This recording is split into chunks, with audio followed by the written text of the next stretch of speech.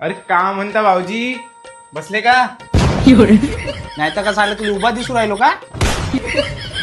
Hello, अरे don't fear, I am here. अरे वा भाऊजी, का मस्त इंग्लिश बोलता तुम्ही. अबे साल्या, हे आमच्या जमान्याची इंग्लिश आहे. तू आता 11वीत गेला ना, तुला येते का इंग्लिश? अहो बंदर क्या जाने अद्रक का स्वाद, याले बिलकुलच इंग्लिश येत नाही. आता हा 11वीत असतं इंग्लिश सब्जेक्ट मध्ये 35 मार्कानं काठावर पास झाला. हा? याला इंग्लिश येत नाही?